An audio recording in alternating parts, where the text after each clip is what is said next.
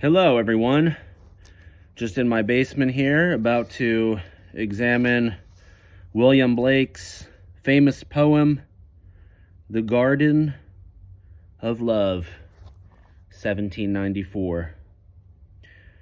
William Blake was an imaginative individual who created his own kind of theology and outlook on the world by fusing together bits and pieces of mythology, psychology, Bibleology. I just made that up. I don't know if that's a word.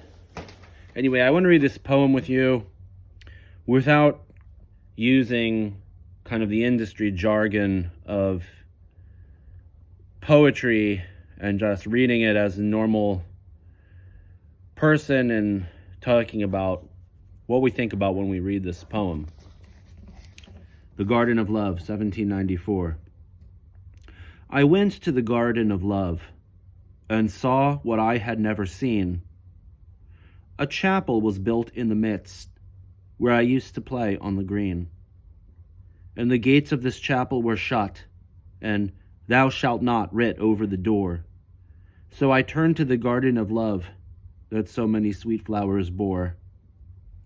And I saw it was filled with graves, and tombstones where flowers should be, and priests in black gowns were walking their rounds, and binding with briars my joys and desires.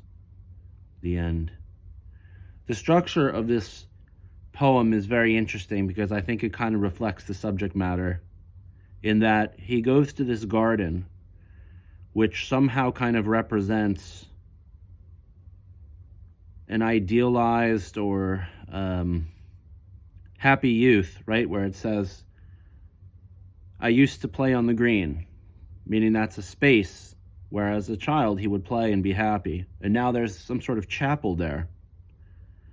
And clearly this chapel is one of rules, regulations, and as it says, "Thou shalt not" written over the door. And even the space around it has kind of become, right, it used to be full of flowers, foliage, and now it's filled with graves. So where it was before filled with symbols of life and blooming and potential, now it's filled with symbols of finality and death. A tombstone where flowers should be. And priests in black gowns were walking their rounds and binding with briars my joys and desires. I feel that when I read this poem, there's kind of a rhythm that carries you through the first few sets of couplets here, if that's the right word. I went to the Garden of Love and saw what I had never seen. A chapel was built in the midst where I used to play on the green. So you see, so the second and the fourth line rhyme. So there's a certain rhythm that's carried into the next stanza here. And the gates of this chapel were shut. Thou shalt not writ over the door. So I turned to the Garden of Love that so many sweet flowers bore. Again, the second stanza, the second and fourth lines rhyme. There's a certain rhythm that's carrying us through the poem, but then that's disrupted in the final stanza of the poem. Then I saw it was filled with graves and tombstones where flowers should be. And priests in black gowns were walking their rounds. Right, there's more words stuffed into there. And binding with briars my joys and desires. So instead of the second and fourth lines rhyming, we have be, then all of a sudden it switches to a scheme where the line itself has a rhyme. Priests in black gowns were walking their rounds and binding with briars my joys and desires. It's an acceleration of the rhyme, and it kind of disrupts the flow. And it's almost like a panic attack, because if you think about it, we're being carried through the poem by sort of a rhythm that's every other line rhyming, right? 2 and 4, 2 and 4, and then all of a sudden the rhyme accelerates at the end within the line itself there's a rhyme, within the line itself there's a rhyme. And of course it kind of represents this acceleration of this panic, because that's what's happening in the poem.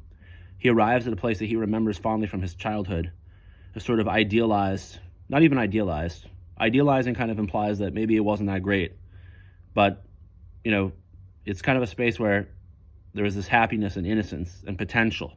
He arrives there and he sees that it's been totally transformed. Like, that's the contemporary song, right? They paved paradise and put up a parking lot or something like that, right? And once that realization sets in, he kind of accelerates the rhyming scheme as if he's having like almost a panic attack here with this realization. This poem is really, to me, just about, like, I don't want to say midlife crisis because that term is so overplayed, but kind of in the sense that something has taken over a place that was formerly one of, again, happiness, innocence, potential, and it's a free place. So if you think about it, the English garden, you know, as opposed to the French garden, which is very like regimented and organized, the English garden is very like, you know, a little bit more free-spirited. And this garden has been replaced by something systematized, where there's all these rules that he has to follow. It's sort of like every person goes through life and, you know, their childhood is carefree and whatever, most people. And then they have to emerge from that innocence into a place where everything needs to be regimented and they have to follow all these rules. And it's sort of like a death of their innocence and happiness. And here he's kind of tied that into the notion of organized religion. Whereas before, maybe he's writing about a place of free spirituality, an openness, right? A green, a grassy green. And then all of a sudden there is an enclosed place there, right? So there's lots of contrast. There's openness of the green, and then there's the closedness of the chapel space. There's the cyclical nature of nature, right? The spring, summer, fall, winter. And now there's the permanence of the stone. There's the notion of playing, of running around, being free, versus the priests making their rounds. So you see all those like opposites? It's basically a poem about confronting opposites, which is sort of like what people's midlife crisis is often about. They have like a notion of what they want to be, and then all of a sudden they wake up and they're like, who am I and how did I get here? It's the opposite of everything.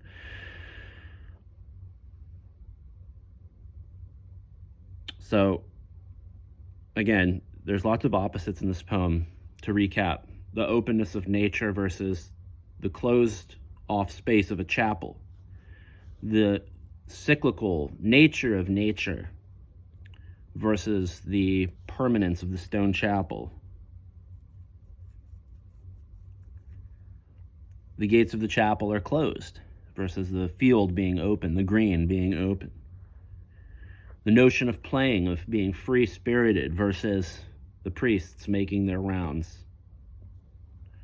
The notion also of discovery and openness, again using that word potential, to find new exciting things that you didn't know about, versus the idea of an organized, systematized religion with all these rules.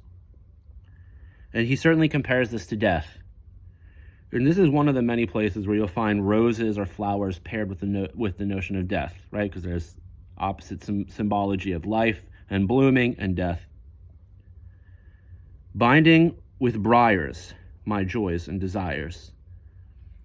Briars, I assume, are like thorn bushes. And that kind of insinuates that the joys and desires are comparable to the rose within the briar.